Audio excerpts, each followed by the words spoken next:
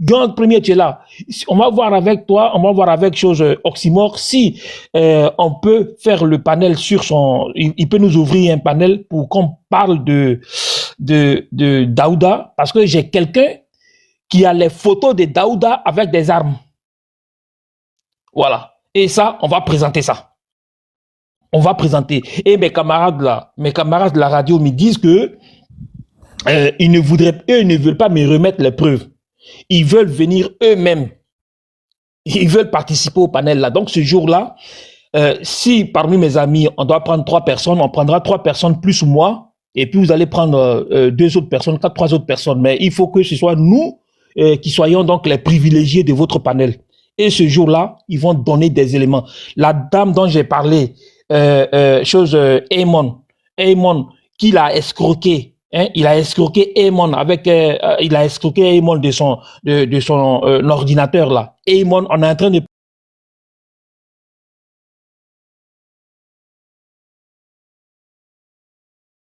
prendre tout, on est en train de mettre tout en œuvre pour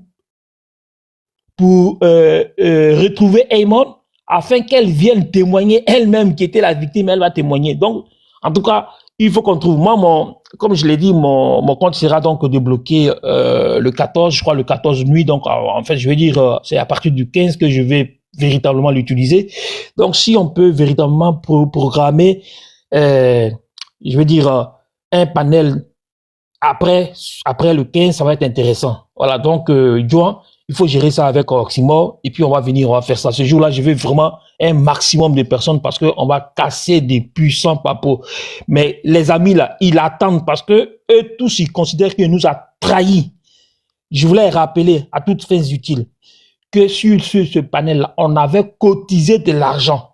On le cotisait pour lui envoyer afin de pouvoir le soutenir, lui et ses camarades de la résistance. Donc, ces papos-là, eux-mêmes, ils sont fâchés parce que pour eux, aujourd'hui, quand ils le voient dans l'autre camp, ils se sentent trahis parce qu'ils ont investi sur lui. On a fait beaucoup de choses sur lui et ils se retrouvent aujourd'hui dans l'autre camp. Donc, les gens se sentent trahis. Donc, ils sont véritablement en colère. Ils sont prêts à témoigner. Voilà. Donc, organisons ça et puis ça va se faire. Parce qu'il faut qu'on les détruise un à un. On va les détruire, mais aussi step by step. C'est-à-dire que pas à pas. Il ne faudra pas qu'on leur laisse un espace vital. On va les détruire. Ils ont décidé de nous détruire. Ils ont décidé d'empêcher le président Laurent Gbagbo d'être sur la liste électorale, le président Soro Guillaume, le président Tidiane Thiam, et puis, Blé Goudé, on va le citer quand même. Et tout cela.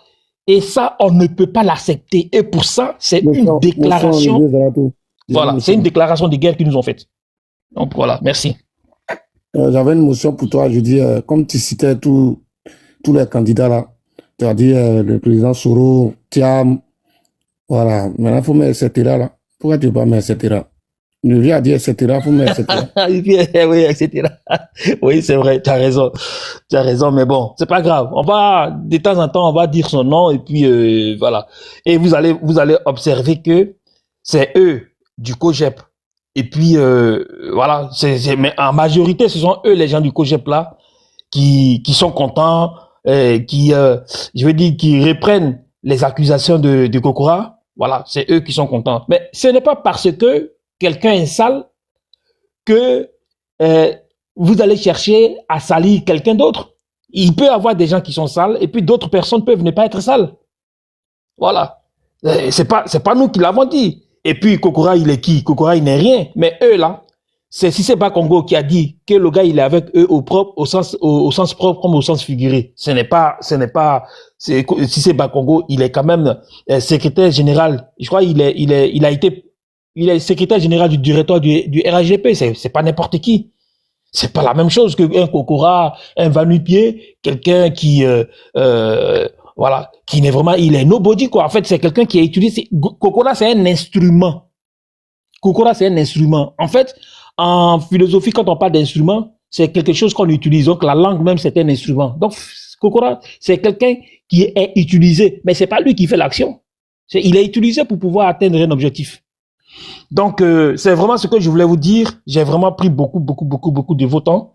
Donc, je vais m'arrêter là et puis je vais laisser d'autres personnes dire ce qu'ils ont à dire. Mais les choses Daouda là, moi, j'en fais une affaire personnelle.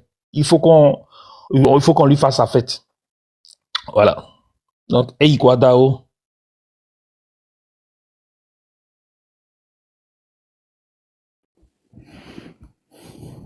Il n'y a pas de modérateur là. Moi, j'ai envie de dire quelque chose rapidement. Bon, il faut parler.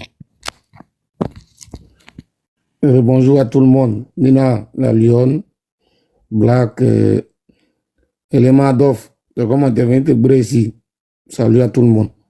Moi, par rapport à tout ce que le grand frère Zarathustra vient de dire là, je pense que souvent on est sur la toile, on débat avec des gens, mais en même temps on ne profite pas pour les connaître. Moi, j'ai débattu avec Kokora, je l'ai vu venir, et puis je l'ai vu débattre avec les gens, je lui ai dit, entre guillemets, de son calibre. Mais c'est ce qui se donne, la contenance là, c'est ce qui se donne. Sinon, en réalité, Kokora a le comportement qu'il a sur les panels. Quand il est dans un débat et qu'il sait qu'il est en train d'être aglouti, il lance des pics. Soit il lance des pics, et peut-être comme sur les plateaux, il a vu que tout c'est à la télé, tout le monde, il est suivi par tout le monde. C'est la raison pour laquelle il a envoyé ce truc-là, dit que Steve Biko reçoit de l'argent. C'est le même truc qu'il fait sur les panels. Parce qu'il a débattu avec, comment il s'appelle celui qui est... Ivaïpo? Ivaïpo, merci. 2 fois, ils ont eu un débat très technique où, dans tous les domaines, Ivaïpo est en train de comment on le dit chez nous, de l'appuyer. Il a commencé à l'invectiver, à lancer des pics. Comme quoi, il cherche femme des gens, il est ceci, voilà, il a fait ça. Bon, le gars, en gros, c'est comme ça. Donc moi, pour moi, ceux qui vont s'attarder même sur sa personne, même là, franchement, c'est truc. Nous, là, on a commencé un système. Moi et mon gars, notre groupe, on a commencé un système. C'est d'éliminer les gens. Vous avez vu dans le groupe des Sissi, là. Eux, ils ont été éliminés. Après, qu'est-ce qu'ils ont fait? Ils ont trouvé Ngo Aoucha là pour l'envoyer là. Hier, elle a été éliminée. Comme tu l'as dit là, le VP Zarathustra pour Daouda là. Considère que c'est fait. Voilà, considère que c'est fait. C'est-à-dire que dès qu'il descend, il appelle, on donne ça. Demain, on l'élimine. Sans bruit. Parce que pour éliminer les gens, pour moi, il faut parler avec preuve. Comme ça, la personne ne peut plus discuter. Kokora a dit, il est en débat avec Nsan, avec, comment on appelle, Soule de Paris. Il dit là, il bac à 15 ans. On lui a dit d'apporter la preuve. Il dit, il arrive jusqu'à aujourd'hui. Donc, c'est un menteur à la base. C'est un menteur. Donc, quand tu débattes avec un menteur, ou bien avec des menteurs, il faut toujours t'arranger à avoir une preuve où ils ne vont pas discuter. Voilà. Vous êtes sûr que Kokora a cette information-là? C'est à la télé, il va venir dire ça? Au contraire, il allait publier ça, ou bien il allait même dire ça sur TikTok. Et la nouvelle allait se répandre. Comme ça, si Biko n'allait pas avoir le courage même d'aller s'asseoir à la télé. Donc, le canal qu'il a trouvé là, c'est parce que le débat était lourd pour lui. Parce que quand il va de l'autre côté, Blaise là allume. Quand il vient ici là, si Biko prend, mais il n'avait pas un gars, comment on appelle ça? Un gars un peu à la hauteur. Malheureusement, ils sont allés prendre un maire. On dirait qu'il y a quelqu'un qui ne mange pas, même moi-même là. Il n'y a pas l'argent de l'État même là. C'est-à-dire que moi-même, il me débrouille là même là. Il est fait vivant que lui. Celui-là, qui ne sait même pas ce qu'il dit, qui dit une chose et son contraire. Donc ceux-là, maintenant là, comme vous l'avez dit, il n'y a pas de débat contradictoire, on les élimine. Voilà. Quand il y a ce genre de papou, de preuves là, c'est simple. On te met sur les faits. C'est que le justificatif que tu vas trouver là, c'est à toi de dire, nous, on vient de t'éliminer, puis c'est fini. Hein. Maintenant, pour tout ça, faut dire aussi, d'accord, faut dire aussi, quand on fait des panels, ou quand on est dans un combat là, c'est à tous les niveaux. Hein. C'est à tous les niveaux. Depuis longtemps, nous on en parle. Hein. Depuis longtemps, on en parle. Ce même Kokora là, si Biko allait faire un débat que j'ai enregistré avec Kokora sur le panel de Sissi. Non, je pense que c'était sur le panel du PDCI. J'étais en bas, j'ai dit, mais attends, Qu'est-ce qu'il a à foutre? C'est que nous-mêmes, Kokora, mais nous évite. Toi, si Biko, toi, tu vas faire quoi avec lui? Tu vas le dire quoi et puis il va comprendre. Pour dire que d'aller sur les panels là, pour justifier là, il préfère venir donner de la contenance, même, comment on appelle ça, venir donner encore du poids, de la crédibilité à ceux qui combattent pour le parti. Quand on dit l'opposition réunie, là, mais c'est ça. Mais quand tu vas sur le panel des gens, là, qu'est-ce que tu justifies? Quand tu vas débattre avec eux, c'est que tu cherches quoi? Ça, on en a parlé. Et vous qui êtes devant, parlez-leur, qu'ils arrêtent. Parce qu'au stade où on est arrivé là, c'est pour gagner l'élection, ça là, c'est sur les réseaux, ça va se passer d'abord. Ça va se passer sur les réseaux d'abord avant d'être sur le terrain. Parce que là, regardez la réaction de Kokora. Pour montrer que c'est un menteur, quand il a dit que Steve Biko recevait de l'argent là, il a dit si tu veux, il faut aller me porter plainte. Mais imaginez, quelqu'un qui s'est levé des États-Unis, un citoyen lambda, un moquerier, un taximètre, pas que j'insulte son métier, hein, mais moi, il m'a menti qu'il est biologiste aux États-Unis. Pourtant, c'est assis roule. Il dit c'est faux, il met la vidéo. Voilà, je suis pas là pour discuter. Voilà. Donc, ce gars-là est venu porter plainte et envoyer Tidiam Tiam en justice. Et puis, il a gagné son procès. C'est si Biko qui allait porter plainte. Et puis, ça va aboutir à quoi? Donc, ceux qui parlent de... les gens qui imaginent le fait que Steve Biko doit aller porter plainte là. Rappelez-vous que ce monsieur-là a gagné un procès contre Tidiam Tiam. D'accord? Donc, c'est pas Steve Biko là. Honnêtement, c'est pas lui qui a porté plainte et puis ça a abouti à quelque chose. La solution là, c'est que sur tous les plans actuellement là, on est en train de les engloutir. Les réseaux sociaux là, ils sont obligés de faire béret pour dire que Zasso a volé Caleçon de Kokora, Kokora a volé Caleçon de Zasso, pour avoir vu. Sinon, quand on dit débat avec idée, avec sujet là, ils sont morts sur la toile là. Quand vous les regardez leur panel là, ce n'est que béret. Voilà, ils ont commencé à voler la vedette à John. Parce que c'est ce que John fait là, parler de tout et de tout là. C'est ce qu'ils font. C'est-à-dire prendre les sujets, débattre sur des sujets.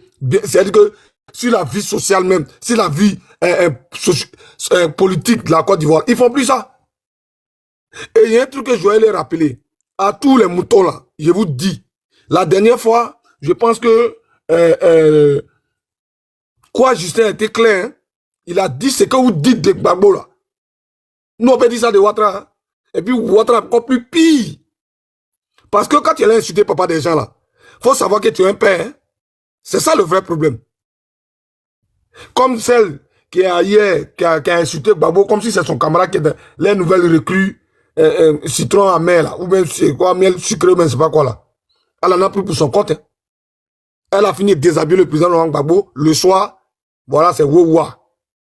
Donc, pour dire quoi? Pour dire que... Ah, vous avez gainsé la fille là, hein? Ah non, mais on est là pour éliminer, on est plus là quand même, moi-même, le Coran, même, j'ai reçu la vidéo. On discute plus. Maintenant, là, tu parles, on t'élimine. On est partout. Comme même ils le disent, là. Voilà. Maintenant, pour dire quoi? Pour dire que, quand ils veulent, s'ils veulent qu'ils reviennent dans le débat politique, on parle politique. Mais s'ils viennent rentrer dans les invectives, là, les matons, là, ils traînent trop de casseroles. Moi, il dit Ouattara à la CPI, je suis le seul, comment on appelle ça? Moi, seul, c'est-à-dire que le confronté là, il prend 100 ans de prison. Ça chauffe même, c'est quand il est enfermé, lui-même s'est dit. C'est que, quand il sait que tu as un loup passé, il faut éviter, c'est ce que le président Laurent Gbagbo a dit. Quand il sait qu'on peut te parler en public là, quand il sait qu'on peut te dire ton vrai nom en public là, il faut éviter de trop parler. Mais bon, comme on a affaire à des moutons, donc souvent, ils s'oublient. Sinon, eux là, débat avec nous, dans n'importe quel domaine, concernant la politique, ils peuvent faire, raison pour laquelle ils sont obligés de... Gbagbo et ceci, depuis le vieux a fait sortir, il a fait sa sortie là. Ils ont pris sa photo, ils ont caricaturé, ils ont truc, voilà, ils regardent, ils disent ok, il n'y a pas de problème. Il n'y a pas de problème. Le soir là, ils n'ont qu'à appeler Ouattara, ils n'ont qu'à commencer à c'est-à-dire que son coco là, qui fait qu'il paye avion toujours là, donc ils n'ont qu'à s'apprêter. Voilà. Parce que il y a des gens qui sont outillés pour débattre correctement, c'est-à-dire pour débattre politique. Il y a d'autres aussi qui sont outillés aussi là, pour descendre dans la bassesse comme eux. Voilà. Donc, quand on veut débattre, je répète, restons dans la politique. Mais si c'est pour rentrer dans les invectives, c'est-à-dire que nous, on descend dedans maintenant. Sur tous les plans, c'est abruti les gens là, qui leur travail, non? Nous, on peut faire ça. Hein? J'ai dit ça à la fille là, il dit on peut faire ça. Descendre dans la bassesse là. Pourquoi eux-mêmes ils ne viennent pas et c'est toi ils envoient? Moi, je ne comprends pas d'autres personnes qu'on est dans le même combat. C'est vous qui êtes à la tête. Vous ne vous affichez pas. Et c'est nous, on doit s'afficher. Tous ceux qui viennent insulter sur les panels là, regardez les comptes, ils sont en privé. Tous ceux qui disent on vous attend, qui menacent, les comptes sont en privé. Ceux mecs qui sont durs là, hein, ceux qui sont durs là, les apatrides qui sont RDL là. Et les comptes en privé se cachent. Maintenant, c'est vous, les Ivoiriens, qui vous reconnaissez en eux là. C'est vous qui envoient l'abattoir. Mais à quel moment vous allez comprendre? À quel moment l'Ivoirien va comprendre? Qu'arrivé à un certain moment, on ne parle plus politique, mais on parle de la Côte d'Ivoire. Donc, on est moins. C'est-à-dire que ce qu'on doit comprendre, c'est que Ouattara, on le laisse faire son 4e mandat. S'il y a un autre président qui arrive, quand lui, il sait que son mandat va finir, il renouvelle la constitution, et puis c'est jusqu'à ce qu'il soit fatigué, quoi. C'est ça? C'est dans ça qu'on doit rouler. Arrivé un moment, il faut qu'il sache que pour Ouattara, c'est fini. Voilà. Laissez-le. Il va commencer à soigner son nerf sciatique là. Il va pouvoir aller en prison pour s'asseoir. Parce que ce que vous êtes en train de faire là, chaque fois quand vous criez là-bas, sa tension monte ici. Et revenons au débat politique. Sinon, ça ne va pas vous arranger. Les moutons là, c'est de vous et pas là. Voilà. Maintenant, vieux, par rapport à Daouda là, on doit l'éliminer. Ça là même, moi-même, rentré dans ton inbox tout à l'heure quand il descend. C'est ce que j'avais à dire. Merci. Merci, Juan Premier. Merci, Juan Premier. Adolphe, est-ce que tu es là? Adolphe, est-ce que tu es là? Ouais, mon frère, je suis là. Qu'est-ce que tu peux nous dire? Sur la sortie de Bas-Congo, qui était quasiment à l'arme, en train de pleurer? Gbagbo dit il va faire coup d'état. Thiam dit il va faire coup d'état. Le truc, c'est que pour eux là, c'était fini pour tout le monde. C'est-à-dire ils vont rester au pouvoir pour l'éternité. Gbagbo fait son discours et puis il prend sa voiture, il rentre à la maison. Thiam assis en France ici, il ne peut pas se rentrer en Côte d'Ivoire parce que le passeport que toi-même, si c'est Ban Congo, tu as dit que c'est Ouattara qui lui a facilité l'obtention de ce passeport-là. Des mois plus tard, vous dites que monsieur Tidiane Thiam, ces documents sont caducs. La question qu'un Ivoirien lambda doit se poser, c'est de savoir qui lui a fourni ces documents caducs. Hein? Vous fournissez des faux documents à un citoyen pour après dire que ces documents-là sont caducs. Pourquoi on peut faire du faux jusqu'à ce niveau-là? Parce que non, ah oui, c'est vrai, hein, il y a l'article 48 qui va le prendre, donc fournissons-lui des documents, même si ce n'est pas à jour, même si ce n'est pas dans les normes, et puis devant là-bas, on va l'attraper. Pourquoi, pour conserver un pouvoir, on est obligé de faire tout ça là? Maintenant, Tidiane Thiam, il est ici, il parle. Tu pleures à Abidjan là-bas pour dire, va faire coup d'état. Gbagbo aussi, il est assis là-bas, à petit Bassam, il parle, tu pleures pour dire, ils vont faire coup d'état, que tu les attends. Si c'est Bas Congo. Toi, tu peux attendre quelqu'un, si c'est pas, si on met ton intellect à part, hein, tu es quelqu'un de toi là, tu es une autorité, on met ça de côté, mais de toi à nous, toi, si c'est Bas Congo, tu peux attendre quelqu'un et puis la personne va te fuir. Toi là, même les gens de ta catégorie, là, tu peux, toi si c'est Bas Congo, tu peux effrayer quelqu'un, mais tes genoux se croisent, tes genoux se frottent.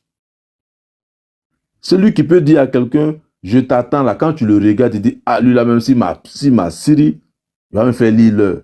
Ça, c'est Bas Congo. Quand on est à ce poste, quand on occupe ce genre de poste-là, on se fait respecter. Faites-vous respecter pour que nous qui sommes les Ivoiriens du bas peuple, on vous respecte. L'opposition, au fait, on est dans une Côte d'Ivoire où on marche à l'aise. Black Ivoire. Oui. Black Ivoire, s'il te plaît. Je vais dire un petit truc là pour ne pas que je l'oublie. Si c'est Bas Congo dont tu parles là, il faut revoir la vidéo du président Laurent Gbagbo quand il est allé voir Alassane Ouattara au palais de la présidence là. Il faut voir la posture de Cissé Bakongo parce il faisait partie de la short list des personnes du RHDP qui étaient dans cette salle. Il faut voir la posture de Cissé Bakongo. Voici le monsieur, quand il est avec le président Laurent Gbagbo, il s'abaisse, il s'incline. Il connaît. Il s'incline quand il est devant le président Laurent Gbagbo. Il regarde le président Laurent Gbagbo comme ça avec admiration.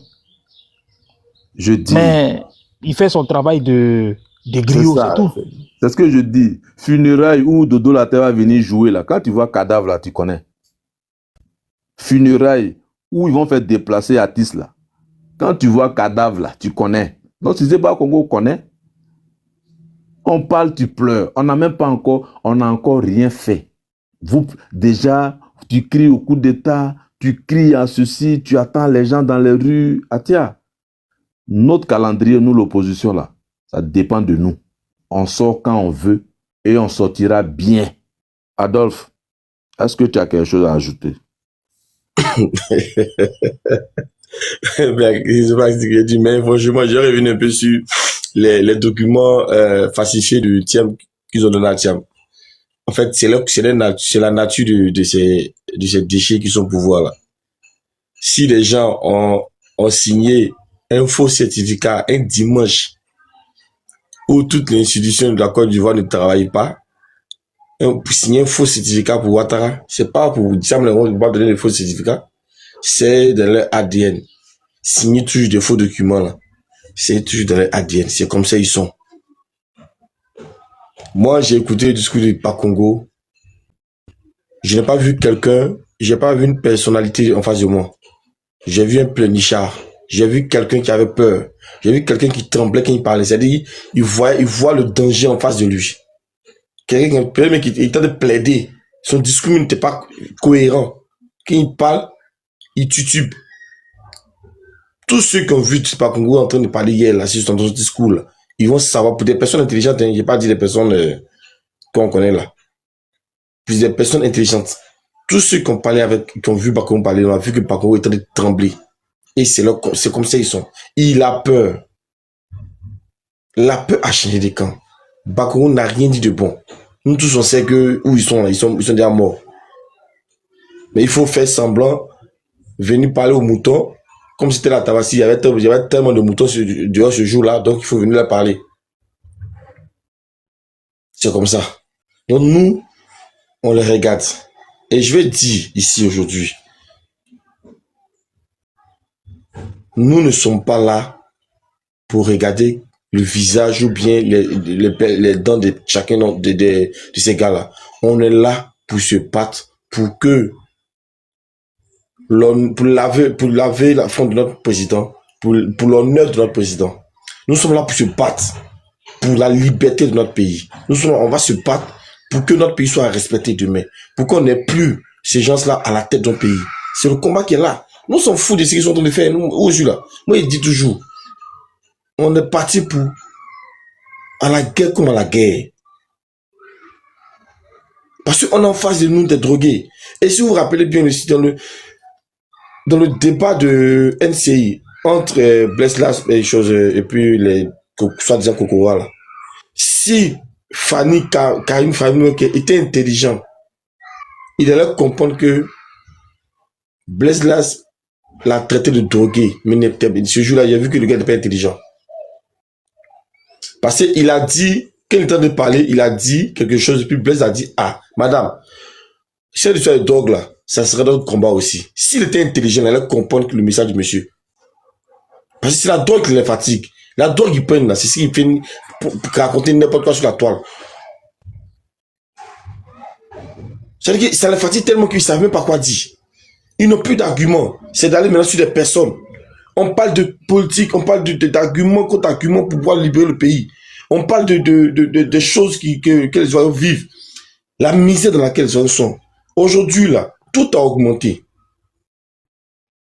Je répète, tout a augmenté. Vous avez construit des ponts, d'après vous-même, des péages partout par là. On dit, le camion doit quitter à Gagnoua avec des vivres, converger vers Abidjan. Mais il y a combien de péages il doit payer d'abord avant d'arriver à Abidjan? S'il arrive à Abidjan, c'est normal que les produits là soient chers. Parce qu'il y a le carburant qui a augmenté. Il y a les histoires de péage. Il y a, comment on appelle ça? Il y a les policiers qui vont prendre pour sur la route. Mais à quel moment il va arriver à Abidjan puis il va faire les bâtiments moins chers? Même si c'est pour, même si c'est dans sa plantation, là, tout sort de façon naturelle. C'est-à-dire que ça pousse comme ça qu'il met des produits, bien ça qu'il fait quelque chose.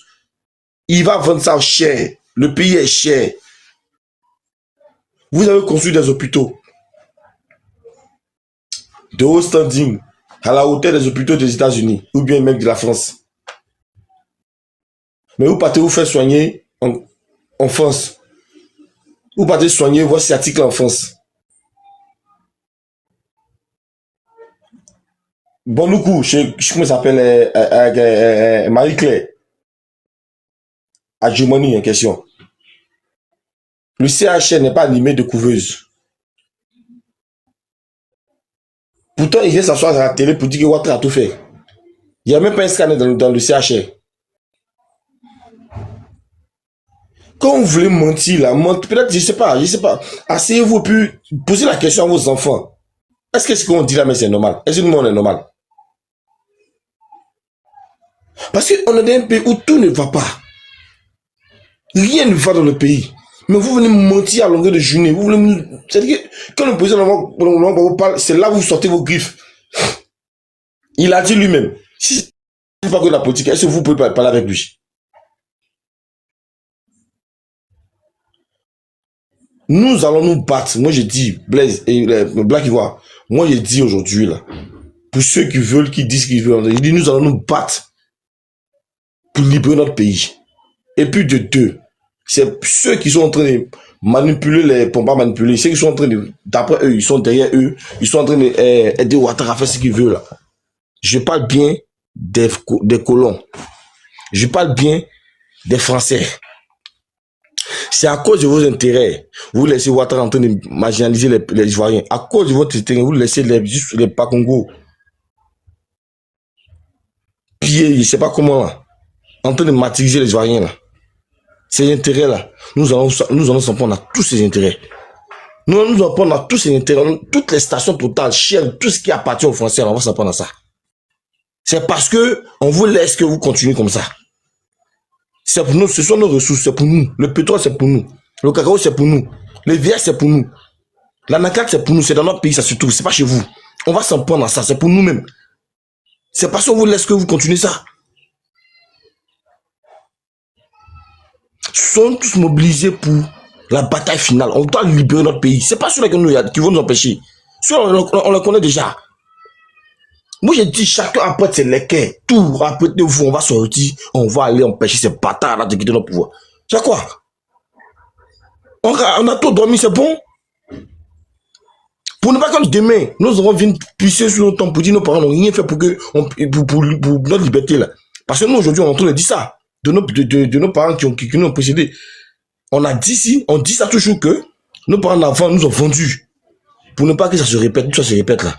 Nous devons nous battre pour l'avenir de nos enfants. Et aussi l'avenir des enfants bâtards qui sont de l'autre côté aussi. Soyons tous mobilisés, soyons tous prêts pour se lever comme ceux-là, pour défendre notre patrie.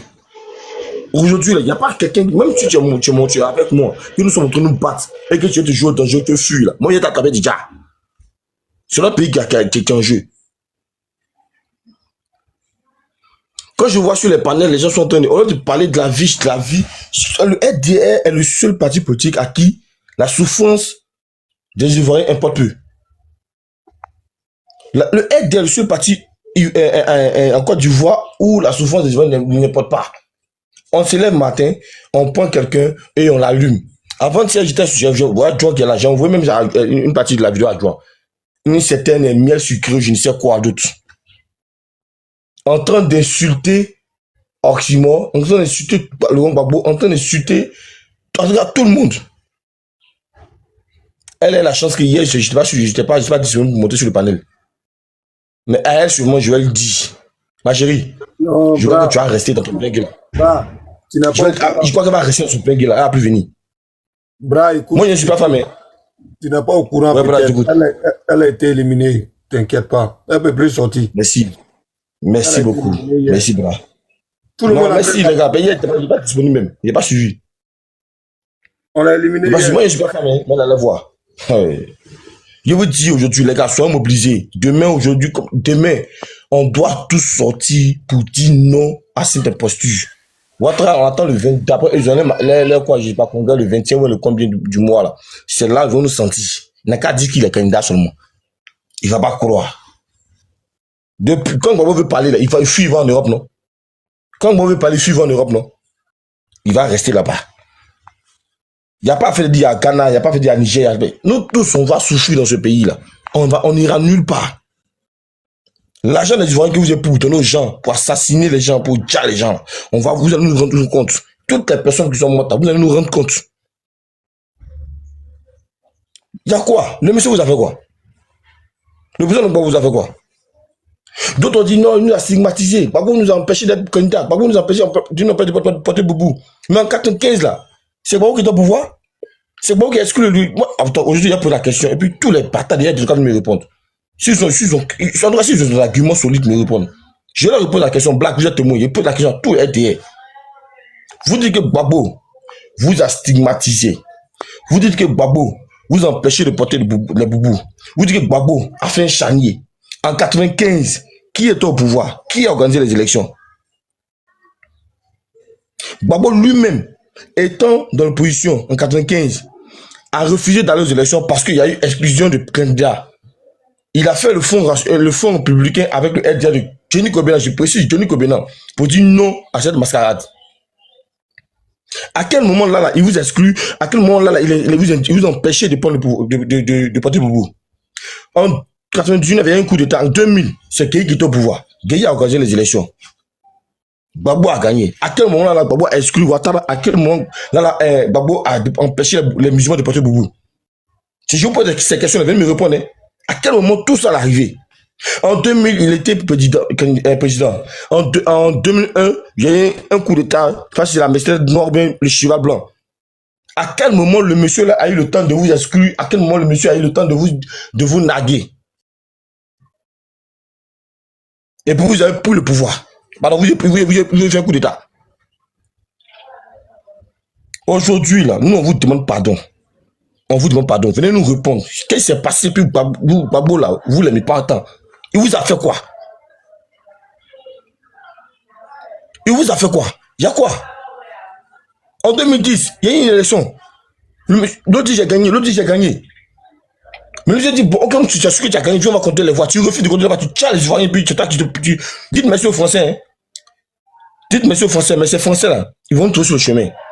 On a vu en 2004 ici, comment ça s'est passé. Ils vont trouver sur le chemin parce que toutes les multinationales, j'insiste dessus, les gars, toutes les multinationales des Français doivent être plus d'assaut. On doit saccager tout. On doit tout arracher dans notre pays. Vous allez voir qu'ils vont fuir.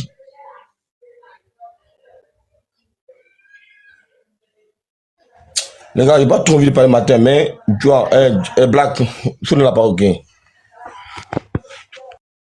Black, j'ai demandé une motion. Merci, ouais, vas-y. Oui. Oui. Zara, je voulais te dire quelque chose au fait concernant le truc de Steve Biko. Au fait, quand je t'ai demandé si tu avais une idée de qui a lancé le truc à Kokora, tu sais, le jour de l'émission là, le soir, Daoud est passé sur le panel de UNSA, le Congo.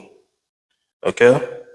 Et il est revenu sur le truc là, il a dit, il était en train de raconter au fait quelque chose. Il a dit au fait que il était allé voir quelqu'un, un des bons petits d'Ahmed Bakayoko, et le jour où il est parti, il est arrivé dans le bureau, il a vu une masse de reçus de Western Union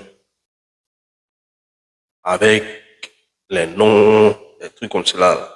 D'abord, il a dit qu'il ne voyait pas les noms, il n'avait pas vu les noms. Mais c'était beaucoup beaucoup de reçus. Et il a demandé au gars, il a dit, mais attends, tu fais quoi avec beaucoup de reçus de Western Union? Et le gars lui a dit non, que c'est l'argent que le patron envoie au Ghana et au Togo pour gérer les gars de Gbagbo, là, les réfugiés. Là. Tu vois? Donc, quand il finit de dire ça, C'est là, il dit à Nissan que lui-même, il était choqué du fait que, voilà, c'est comme ça que lui, il a réalisé au fait que Ambak entretenait les gars de Gbagbo au Ghana. Et quand il finit ça, il dit, bon, en tout cas, lui, il n'a pas vu de nom, mais lui, il avait déjà eu écho de ce truc-là. Il en avait parlé même à Sisi. OK? Donc, il continue dans la discussion et Daouda revient encore sur le truc-là. Il dit à Nissan, écoute, en tout cas, hein, si Vico veut, là, il n'a qu'à porter plainte. En tout cas, moi, je suis sûr à 70% que ce que Kokora a dit là, c'est vrai. Zara, quand il a dit ça là, tu peux appeler une sensualité. Tu as lui demandé. Il a dit ça, il dit, hey, ce que le gars est en train de dire là, moi, je suis sûr que c'est lui-même qui s'est levé pour aller lancer une connerie comme cela, au fait, à truc, comment on appelle, à Kokora, pour qu'il puisse utiliser ça lors d'un débat. Parce que, par la suite, il disait au fait que lui connaît la technique de Steve Biko et que pour déstabiliser Steve Biko, il faut rentrer dans une attaque personnelle quand il s'agit d'un débat. C'est le seul moyen pour pouvoir lui déstabiliser ou le contrarier. Donc, si tu cherches, si tu cherches quelqu'un, oui, si tu cherches quelqu'un concernant le truc je vais finir rapidement. Si tu cherches quelqu'un concernant le truc de Steve Biko là, de Kokora là, faut regarder vers ce côté. Isaac, moi, il y a une question pour toi. Vas-y. Ma question, c'est de savoir, quand il y a un débat contradictoire, là, le but, c'est de déconstruire la personne qui est en face de toi ou c'est de déstabiliser, comme vous le dites, ou je ne sais pas comment. C'est de le déstabiliser, comme tu l'as dit tout à l'heure, ou le but, c'est de gagner, c'est de déconstruire la personne qui est en face de toi avec des arguments sur le thème qui a été donné. Je peux te répondre? Je vais te répondre. Ouais. Ok. Ouais, je vais te répondre. Ok, vas-y. Juan, les débats peuvent se transformer en combat. D'accord? Parce que lors d'un débat, on cherche à convaincre. Et on peut transformer ça en combat lorsque le but c'est de vaincre l'adversaire. En fait, l'autre n'est plus ton contradicteur, mais il devient ton adversaire, il devient ton ennemi. Donc, il faut le vaincre. Donc, pour vaincre l'adversaire, on utilise tous les moyens dont on dispose pour pouvoir le vaincre. On n'est plus dans le convaincre, mais on est dans le vaincre. On n'est plus dans la persuasion, mais on est dans la dissuasion. C'est ça. Donc, il y a plusieurs strates du débat. Quand vous arrivez dans un débat, vous pouvez vous mettre vous pouvez donc vous comporter comme des gens qui viennent pour pouvoir pouvoir exposer nos contradictions et puis trouver des points qui vont nous permettre de pouvoir avancer. En fait, dans ce qui est le vrai combat, le vrai débat, hein, c'est que lorsque tu arrives, tu viens avec tes idées. Tu ne viens pas dans le but d'imposer tes idées. Tu ne viens pas dans le but de pouvoir soumettre l'autre à tes idées, mais tu viens expliquer tes idées afin de pouvoir amener l'autre à voir les points de faiblesse de lui, ses propres idées.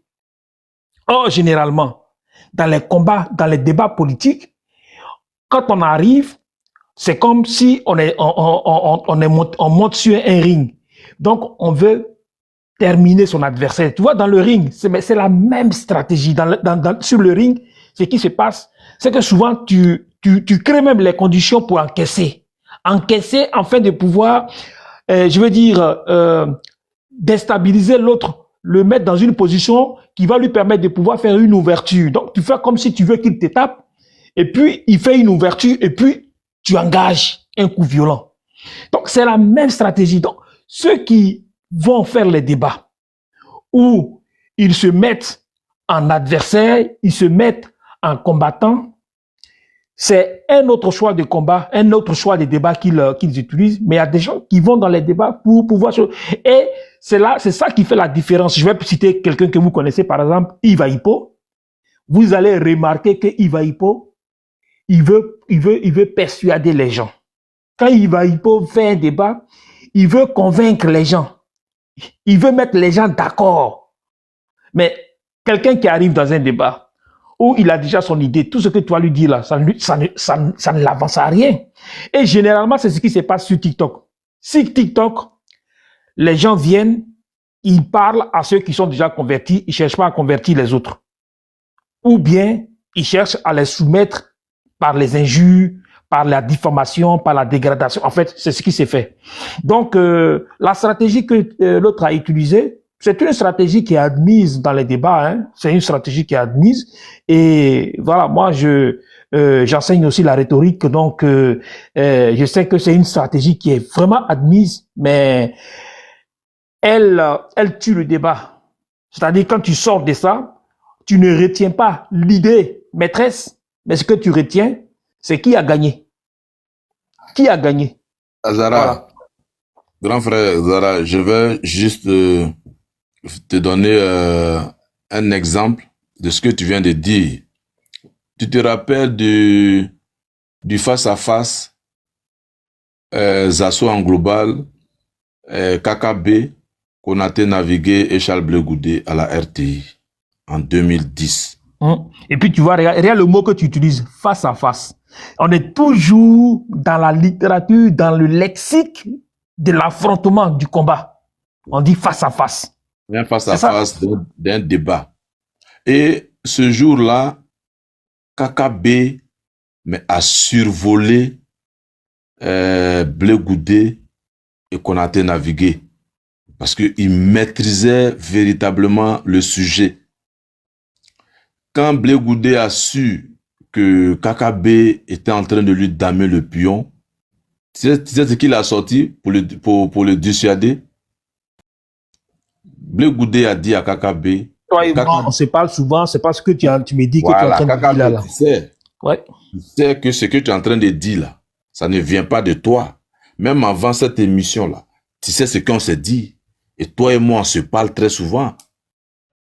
Et quand il a sorti ça, c'est ce que les gens ont retenu.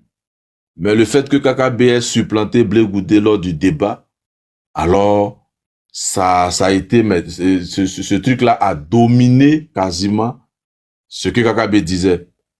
Et c'est comme ça que ce monsieur-là, pourtant, même s'il parle avec Blé Goudé, c'est des Ivoiriens, c'est des humains, ils peuvent se parler. Mais il disait quoi? De bon. On n'était pas là-bas. Donc, Kokora a simplement utilisé cette métaphore-là, comme tu dis, tu l'enseignes, pour simplement dissuader ou bien déséquilibrer, parce qu'il sait que les Ivoiriens ils sont trop dans l'émotion. Aujourd'hui, là, les communicants du RDR, c'est Steve Biko qui est sur les photos, les panels, où il reçoit 3 000 €. Ok, c'est de l'argent, il reçoit, c'est de l'argent des Ivoiriens. Alors, donc, s'il donne ça à un Ivoirien, y a rien qui soit chose contre nature. Maintenant, la mémoire d'Ahmed Bakayoko qu'il est en train de salir. Parce que Ahmed ne va pas sortir pour dire non, moi, j'ai jamais donné 3 000 € à quelqu'un. Black, plus jamais. Black, excuse-moi. Oui. Black, excuse-moi. Cette histoire de 3 000 € que personne Ahmed a donné là, il faudrait qu'on parle bien de ça parce que c'est une manière de dire aussi que Ahmed n'était pas avec eux. Voilà pourquoi ils l'ont tué. Voilà. Voilà, c'est une manière de dire que Ahmed donnait de l'argent aux autres. Donc il doit nous fournir des preuves sur Kokora là. Moi j'attends toujours les preuves. Hein. Mais au-delà de ça, Steve Biko était quoi même dans le dans cette affaire de FPI, là, parce que c'était FPI d'alors. Steve Biko, là, lui, il était aussi important pour que Ahmed Bakayoko aille le corrompre pour donner des informations au gouvernement. Lui, il était qui dans cette affaire de FPI? Tu t'apprends que Steve Biko n'a jamais été FPI.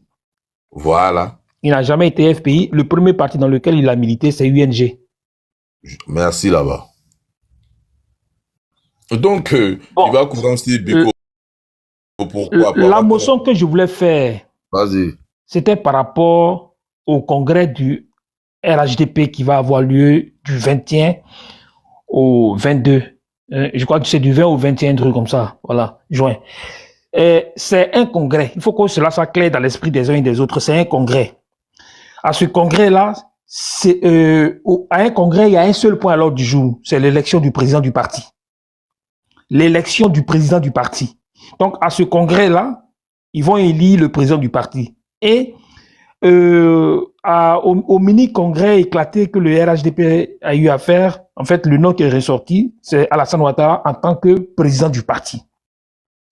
Ça n'a rien à voir avec le candidat à l'élection présidentielle. Toutefois, après avoir épuisé le point à l'ordre du jour d'un congrès, il y a ce qu'on appelle des motions. On peut faire des motions au cours d'un congrès. Donc, la motion, c'est un vœu qu'on émet. C'est un vœu qu'on émet. Ou bien, c'est une idée qu'on souhaiterait partager avec l'ensemble du parti politique. Voilà. Donc, c'est dire que il pourra avoir donc une motion qui va être lue, qui va demander que Alassane Ouattara soit le candidat du parti. En ce moment-là, puisque c'est un vœu qu'on émet, il reviendra à Alassane Ouattara de répondre si oui ou non il accepte cette demande-là. Voilà. Donc, il peut le faire sur le champ, mais généralement, ça ne se fait pas sur le champ parce qu'il va vouloir faire languir les gens. Donc, il va pas le faire sur le champ. Il va dire, j'ai pris acte et je vais vous répondre. Et ça va nous permettre, ça va nous mettre encore dans une position. Bon, comme il n'a pas répondu, ça veut dire qu'il peut accepter comme il peut refuser. Et il va nous faire le même tour qu'il nous a fait le 6 août, non, c'est ça, oui, le 6 août 2020, où il a pris la date anniversaire de la Côte d'Ivoire pour pouvoir annoncer sa candidature. Il va certainement se décider ce jour-là. Donc, en fait, ce qu'on attend là, c'est fort probable que ça n'arrive pas le 21, mais qu'ils nous mettent encore dans une attente jusqu'à août. Donc, c'est ce que je tenais à vous dire.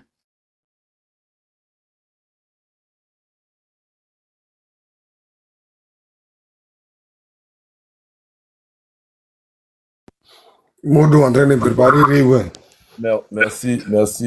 Grand frère Zaratou, dis-moi, un président en exercice à qui la Constitution, comment on appelle ça, autorise qu'il brigue un autre mandat, est-ce que ces militants sont obligés d'aller quemander sa candidature? Je comprends pas. Parce que quand on attend les gens du RHDP, nous, on va lui demander de faire encore un autre mandat de plus. Attends. Il va faire ce mandat-là que pour le RDR ou bien, je comprends pas. Parce que moi, je me dis, il y a des lois qui sont établies. Et ces lois-là, en fonction de ces lois-là, moi, Black Ivoire, j'ai droit à 2, 4, 5, 10, 20 mandats. Donc, pour briguer ces différents mandats que me confère la Constitution, mes militants n'ont pas besoin de pleurer pour dire, fais encore un autre mandat pour nous. Soit, quand on le dit, c'est qu'on sait qu'il est inapte, il est maladif, ou bien la Constitution ne lui autorise pas. Et donc, on fait un force. Je vais te répondre, Black. Vas-y. Je vais te répondre. Même un président qui a fait un premier mandat, pour qu'il puisse faire un second mandat, il faut que son parti politique lui donne cette onction-là. le candidat, il est toujours le candidat de son parti. Même s'il est président de la République, il est toujours le candidat de son parti. Donc, c'est le parti ou bien des groupements, des mouvements, des partis politiques et des mouvements, des partis politiques et de la société civile qui décident de choisir quelqu'un comme étant candidat. Même si la personne est déjà, a le droit d'être candidat. Et ici, enfin, en l'espèce, les militants de RHDP, pour eux, Alassane Ouattara a le droit d'être candidat pour deux raisons. La première raison, elle est discutable. Hein. Ils disent que s'il a fait un troisième mandat,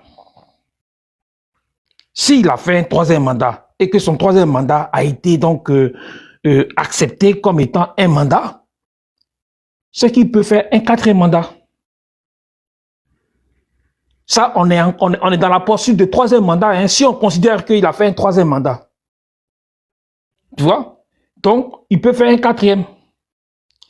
Et le deuxième argument, c'est que il est dans son premier mandat de la Troisième République. Ça, c'est leur argument. Je sais pas, c'est pas le mien, hein, c'est leur argument. Il est dans son premier mandat de la Troisième République, donc il peut faire un deuxième mandat de la Troisième République. Eux, c'est ce qu'ils pensent et rien ne peut enlever ça dans leur tête. En tout cas, sur ce point-là, sur ce côté-là, si quelqu'un cherche à les convaincre, c'est vraiment peine perdue. Mais grand frère, dis-moi, le premier mandat, là, ça a commencé quand? Le premier mandat de la Troisième République a commencé quand? Et quand est-ce que cette République... Eux, ils vont te dire que le premier mandat a commencé avec l'investiture d'Alassane Ouattara. Attends. Et le premier mandat a commencé quand? Le premier mandat de la Troisième République a commencé quand? Ça a pris effet quand? Et puis cette République-là, elle a commencé quand? Bon, alors, Yalson, comment tu vas, mon frère? Ce n'est pas mon argument, mais c'est l'argument qu'ils tiennent. Et je le dis, j'ai dit que c'est ce qui fait que ils vont proposer Alassane Ouattara comme leur candidat. Maintenant, c'est nous qui devons nous opposer à ça. Voilà. Mais eux, ils vont te dire que en 2016, quand on fait la constitution de la Troisième République, Ouattara est dans son deuxième mandat de la Deuxième République. C'est l'argument qui t'avance. C'est un argument qui ne prospère pas. En fait, ne posons même pas la question comme ça. Disons-nous simplement que la Constitution dit qu'un président, un homme a le droit de faire deux mandats. Et aujourd'hui, quand tout le monde parle, même les Occidentaux, hein, quand ils parlent, ils ne disent même pas deuxième mandat de la Troisième République. Ils disent que Ouattara veut faire un quatrième mandat. Ça veut dire que l'idée du quatrième mandat est une idée qui est admise par tous. Mais la question, ma donc, question, en fait, ce qu'on doit faire, et c'est l'argument que le président Laurent Gbagbo nous a donné là, on doit insister sur le fait que le troisième mandat, il était illégal. Et qu'on n'avait même pas le droit même de reconnaître Alassane Ouattara comme président de la République, mais on pouvait simplement supposer qu'il était chef d'État. C'est-à-dire quelqu'un qui a fait un coup d'État et qui a pris le pouvoir. Il n'est pas président de la République parce qu'il n'a pas le sceau de la légitimité et même de la légalité. Donc, on ne devait même pas reconnaître Alassane Ouattara comme étant président de la République. Ça, c'est une erreur que tous les Ivoiriens d'ensemble ont faite, mais ce n'est pas une erreur dont ils étaient conscients.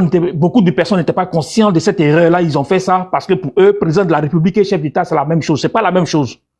Voilà. Maintenant, on doit dire que ce n'est pas parce qu'il a fait une erreur, ou bien c'est pas parce que il a violé la Constitution il a violé la Constitution en 2025, en 2020, qu'il doit faire la même chose en 2000. Et c'est pourquoi le président Laurent Gbagbo a été clair. Il a dit, s'il se dit candidat, on va l'empêcher d'être candidat pour un quatrième mandat. Il dit, on va l'empêcher. Il faut que on l'empêche d'être candidat. C'est-à-dire qu'il faut qu'on décourage même les gens du RHDP là à proposer Alassane Ouattara comme candidat dans leur motion qu'ils vont lire le 21 là. Il faut qu'on les décourage. C'est-à-dire qu'eux-mêmes là, il faut que ça soit amer dans leur bouche. Et si par extraordinaire, ils ont eu le courage de le faire, il faut qu'Alassane Ouattara lui-même là, il ait peur. Il dit que, ah, ça là, je vais pas y aller. Voilà. Donc, c'est ce que nous, on a appelé, dans notre langage, on a appelé le rapport des forces. Il faut établir un rapport des forces. Un rapport des forces, il n'est pas toujours violent. Mais aujourd'hui, moi, je suis arrivé à un niveau où je ne suis pas complexé par l'utilisation de la violence. Je ne peux pas être complexé si on me prend pour quelqu'un de violent. Parce que la violence, elle n'est pas en moi, mais c'est les gens qui ont mis la violence en moi. Donc, ce qu'ils ont mis en moi, là, c'est ce que je ressors. Donc, le rapport des forces, là, on peut le mettre aujourd'hui, même sur le plan de la violence. Ça, moi, ça ne pose aucun problème. J'ai été le premier à dire sur les panels que s'ils veulent brûler le pays, on va les aider à brûler le pays. Et j'ai dit que, comme eux, ils ont déjà apporté l'essence, nous, on viendra avec l'allumette pour mettre le feu. Et si le pays là brûle, qu'il brûle, et puis on va le reconstruire après. Mais le pays va brûler, mais il ne va pas disparaître. Moi, j'ai été le premier à le dire. Donc, je ne suis pas complexé que les gens disent que non, voilà, Zara est devenu violent, il n'était pas comme ça, il est devenu plus violent. Oui, je suis devenu, donc je n'étais pas. Le devenir, c'est le propre de l'homme. L'homme devient quelque chose. Et le quelque chose qu'il devient là, c'est ce que la société l'amène à devenir, ce que les circonstances de sa vie quotidienne le poussent à devenir. Sinon, l'homme, il est autre chose, mais il devient. Ok. Donc, celui qui dit que je suis devenu violent, ça ne me dit rien. C'est le violent, là, c'est un adjectif. Sinon, je suis devenu, là, tout le monde devient. Voilà. Donc, je le dis simplement pour ne pas que on se trompe, pour ne pas qu'on pense que ça va se faire de façon automatique. Eux, ils ont leur mindset. Ils ont leur mindset qui consiste à dire que Ouattara est dans son droit de faire un autre mandat. Et nous devons insister sur le fait qu'il n'a même plus le droit de faire un autre mandat. Et que ce mandat-là qu'il a fait, il devait même être un mandat de transition. C'est-à-dire, en principe, ce mandat-là, Ouattara, dès qu'il avait prêté serment, il devait réunir la classe politique ivoirienne et dire que bon, qu'est-ce qu'on fait? On va mettre les sillons d'un État démocratique, d'un État, je veux dire, de la construction d'une véritable république.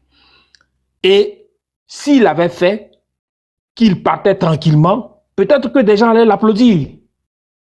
Ouais, parce que vous savez, la vie politique d'un homme, il y a deux étapes très importantes. C'est l'entrée en scène et la sortie de scène. Si tu as raté ton entrée en scène, fais en sorte de réussir la sortie de scène. Malheureusement, Ouattara a raté son entrée en scène et il risque de rater sa sortie de scène. Parce que, tel que les nuages se forment dans le ciel, il ne peut que pleuvoir.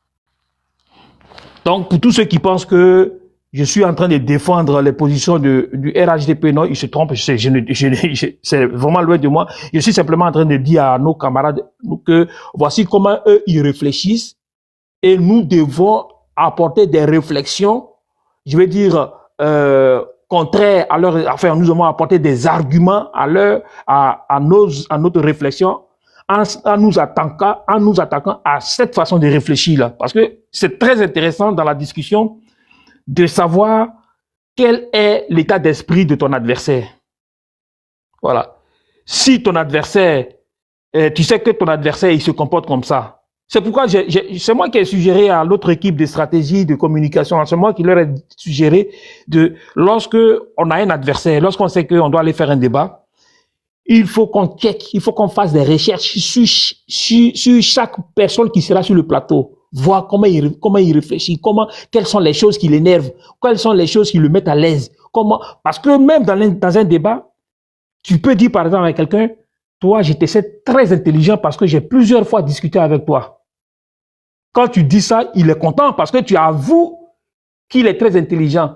Mais le but, ce n'est pas de le mettre dans cette position d'aisance-là.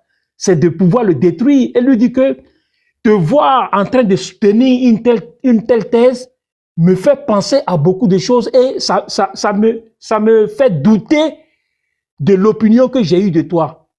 ai-je eu une opinion très élevée de ta personne?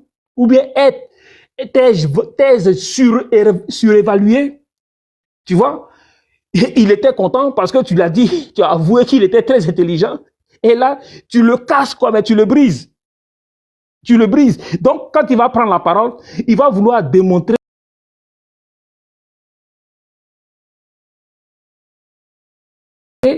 que non, l'idée, l'opinion, la première opinion que tu avais de lui qui consistait à dire qu'il est intelligent, il est effectivement intelligent. Donc, ça va même l'éviter, s'il devait tomber dans une attaque, s'il devait tomber dans la bassesse, ça va l'éviter de tomber dans l'attaque. Il va être obligé de jouer le jeu de quelqu'un qui est intelligent. Or, il est évident qu'un homme qui est intelligent peut jouer les stupides, mais un homme qui est stupide ne peut pas jouer l'intelligent. Donc, il va se faire avoir. Donc, tout ça, là, ce sont des petites stratégies qu'on explique aux gens dans les discussions. Il faut faire ça. Oui, quand tu l'attaques sur ce point-là, il va être fragile. Voilà. Donc, c'est ça, il faut le savoir. Il faut vraiment le savoir pour aller faire les débats. Merci, On ne fait pas les débats, on se lève pas un matin comme ça, après avoir bu son café, et puis on fait non. Il faut le préparer. Merci, Oui, grand merci. frère. On va laisser Wossa, c'est ça, non? 85 de prendre la parole. Bonjour à tous, grand frère Zara, Isaac, tout le monde. Sarah n'est pas là, c'est Akami Sele qui est là.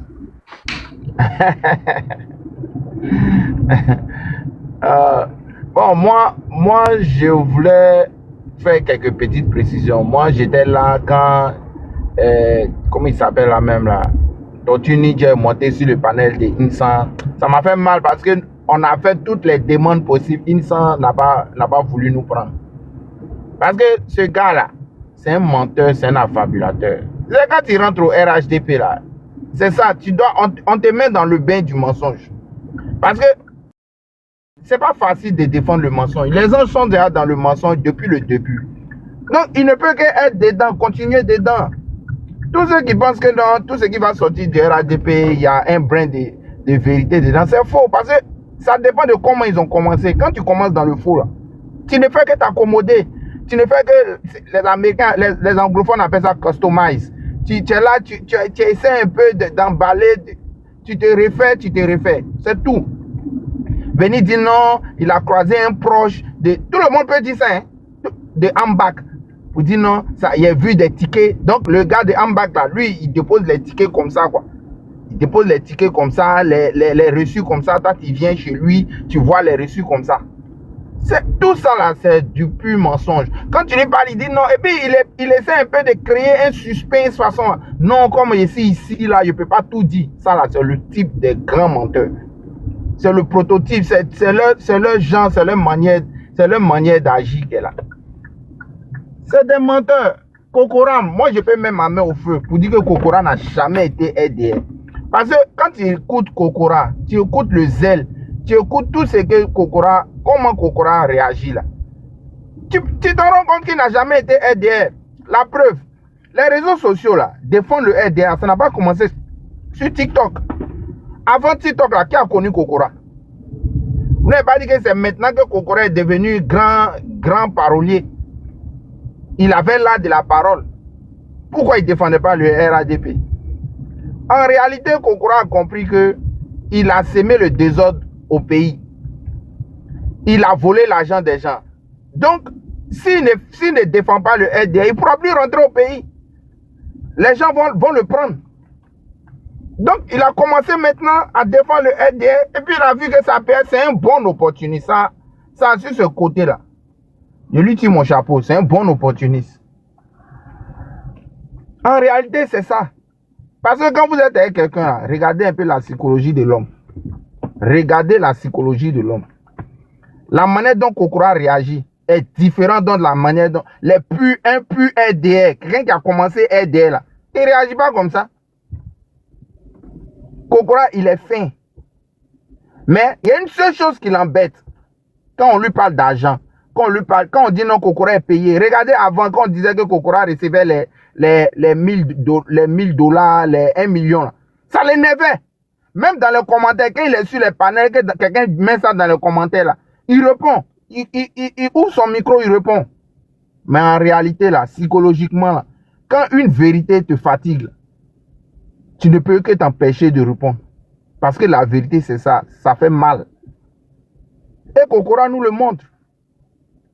On dit, il a travaillé à FDA, dans un bureau fédéral. Mais pour travailler dans un bureau fédéral aux États-Unis, tu dois être américain. Ça, c'est la Constitution qui le dit. Tu dois être américain. Même si tu n'étais pas américain, ils vont te donner la nationalité. Ils vont te donner la nationalité. Et puis, tu ne peux pas travailler dans un bureau fédéral et puis être sur panel. Jamais. Sur panel fort. Tu ne peux pas. Parce que tu n'auras pas le temps. Tu n'auras même pas le temps. Donc, il y a trop de mensonges.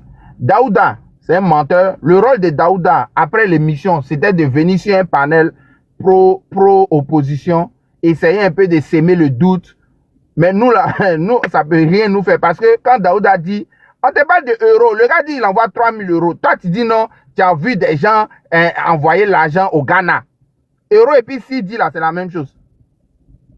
Est-ce que, c'est ça, il dit, quand les gens parlent là, tellement ils veulent mentir, ils se piègent eux-mêmes. Au Ghana, c'est le CD. Mais on te dit non que le gars envoie 3 000 euros. Toi, tu viens dire non, que tu as vu un pro de Ambach, il avait des trucs, il envoyait l'argent au Ghana. Mais pourtant, Kokora parle de euros. Nous, là, on avait des gens collés à Ambach. On avait des gens même aides des camps de Ambach. On sait de quoi on parle. Kokora, c'est un menteur. C'est un grand menteur. Quand tu l'attrapes, il te dit non, cette source-là n'est pas fiable. Cette source-là n'est pas fiable. Et concernant le truc, comment on appelle la constitution dont on parle. Si on dit que la constitution devait commencer, le premier mandat d'après eux de la Troisième République devait commencer en l'an 2000. Pourquoi en 2016 il y a eu vice-présidence?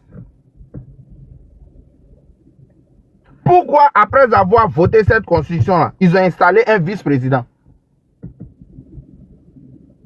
C'est des trucs aussi que c'est sur ça aussi il faut communiquer. Moi je pense, hein, c'est un très bon argument ça. Ça cet argument il est voilà. Bon. Pourquoi à partir de 2016 là, il y a eu Sénat, il y a eu tout. C'est-à-dire que tout c'est parce que la législation en vigueur a continué. C'est pourquoi ils ont tout installé en même temps. Parce que si la Troisième République devait commencer là, c'est-à-dire que c'est dans 2020 qu'il devait avoir la vice-présidence et le Sénat. Donc, sur cet argument-là, ça là, il y a plein de personnes qui ne font pas attention à ça. Et le RADP surfe là-dessus. Donc, il faut communiquer, il faut pouvoir communiquer là-dessus. Pour dire que non, si vous voulez considérer que on était dans une Troisième République, alors la Troisième République a commencé en 2016. D'où vous êtes dans votre Deuxième République en 2020. Donc, il y a trop de mensonges, il y a trop de trucs pour attraper cela. C'est pourquoi ils sont obligés de faire le rapport de force. Et moi, j'ai dit, le rapport de force nous est imposé. C'est pourquoi le président Gbagbo a dit, je suis obligé de me battre et je sais me battre. C'est ce qui a fait qu'ils ont compris que bataille de Gbagbo et puis bataille de Bédié, c'est pas la même chose. Et c'est ce qui fait que eux tous là, ils ne font que des meetings. Comment ils appellent? Bakongo est sorti le même soir en train de parler. Et tellement même, les feux, ils tremblaient même là, ils ne pouvaient même plus caler les feux. Donc c'est ça, ça les a beaucoup dérangés. Et ils ont mis cette affaire de 3 000 $ là pour qu'on perde de vue l'essentiel. L'essentiel, c'est le discours du président Laurent Gbagbo. Mobiliser la base, mobiliser les Ivoiriens, de sorte que les gars attendent encore plus, de sorte que le prochain discours de Gbagbo soit encore plus entendu, draine encore plus de monde, les plus sceptiques, les gens qui ont commencé à dire non, il y a plein de gars qui ont commencé à avoir la veuve. Il y a plein de gars qui ont commencé à dire on est chaud, on est bouillant, on attend. Et ça leur fait peur. Ça leur fait peur. Ils ont compris que plus Gbagbo parle, plus les choses deviennent, ça encourage les Ivoiriens. Les gens qui avaient peur, les gens qui étaient sceptiques, ça les encourage. Parce que Gbagbo même est sur le terrain. Et regardez bien, écoutez bien le discours de Gbagbo. Ça monte crescendo. Ça monte crescendo. C'est-à-dire que les discours avant, comment on appelle la même là, si vous voulez, avant le discours passé là, les discours antérieurs étaient un peu, c'était pas trop précis que ces discours là, que ce discours. Ce discours-ci est précis et ça monte crescendo. Les gens commencent à se dire, les gens du PDCI sont un peu, eux aussi commencent à avoir de la verbe. Si le président Gbagbo rentre dans ce truc-là, il faut qu'on s'apprête. Mais de l'autre côté, là, ne pensons pas que, tu sais, quand quelqu'un a peur, là, psychologiquement, là, il est le plus violent. Le peureux, là, c'est lui qui est le plus violent parce qu'il veut être le premier à donner le coup fatal. C'est pourquoi moi, j'exhorte le PDCI à d'arrêter de donner des dates. Vous voulez faire une manifestation, on ne donne pas de date pour une manifestation. Genre, vous voulez vous manifester le temps en temps. Les gars vont vous attendre au tournant. Ils vont casser l'œuf. Ils vont payer les gens qui vont vous mobiliser dans les bases. Ils vont les payer. Vous n'êtes pas obligé de faire conférence de presse chaque fois que... Bon, ça c'est un conseil. Hein. Je ne dis pas franchement que chacun sa stratégie. Excusez-moi, les gens du PDC. Mais pour ma part, hein, vous n'êtes pas obligé de dire tel jour, on doit faire ça tel jour. Non. Mobilisez vos troupes. Le jour c'est gâté là. Un bon matin, les gars vont se réveiller. Toutes les rues sont fermées. Toutes les pneus sont en train de brûler. C'est-à-dire qu'il y a la fumée partout. Les troncs d'arbres sont coupés partout. On ne donne pas un mot d'ordre à quelqu'un. Mais tellement la base est mobilisée là. Les gens attendent ça. Dès qu'un petit coup de téléphone, c'est gâté. Gâté.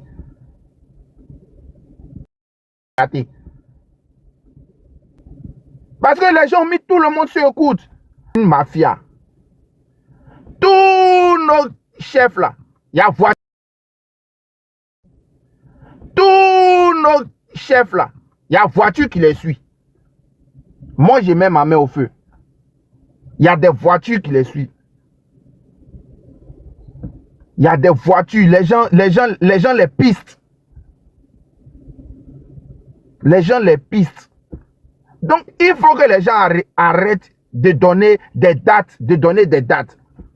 La manière dont le président Gbagbo communique, sans date là, ça crée la stupeur. Ça crée la psychose dans les têtes. Ils se disent que Gbagbo ne va pas abandonner.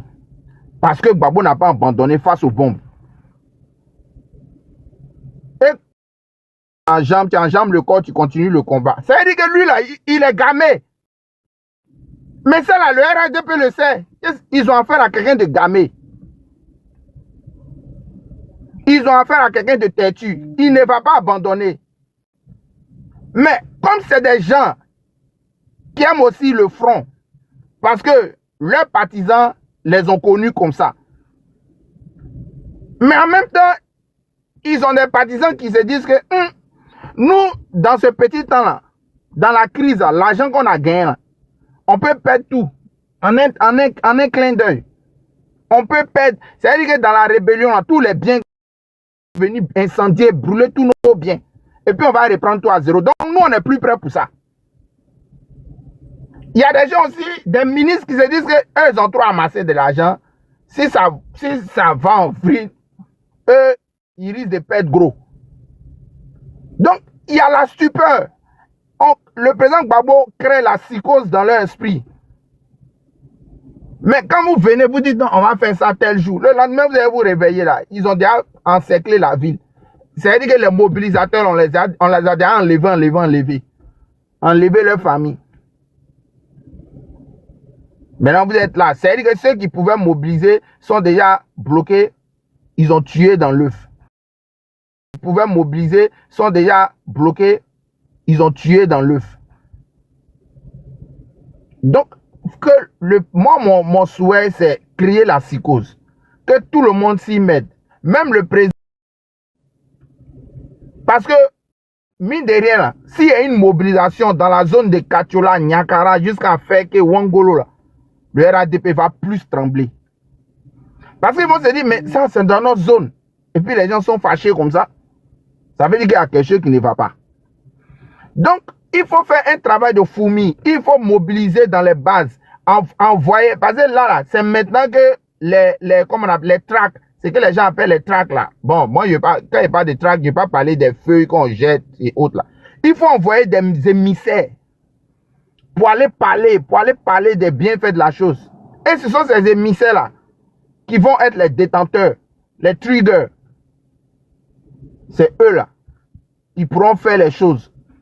Sinon, pour dire que ça attend à un message télé, ou bien à un message télé, ou bien à un message vidéo, pour dire aux gens, non. Aujourd'hui là, on a affaire à une mafia. Donc, il faut fonctionner comme des gens qui sont la prison. C'était seulement que par des signes. Et chacun savait ce qu'il devait faire. C'est comme ça que les gens sont obligés de fonctionner. Donc moi, c'était ma part de vérité. Je n'ai pas la science de la vérité, je peux me tromper. Mais bon, c'est les petits trucs que j'ai pu déceler. Merci. Merci. Grand frère Zaratou, est-ce que tu as quelque chose à dire par rapport à ce que... Partage ton opinion en commentaire.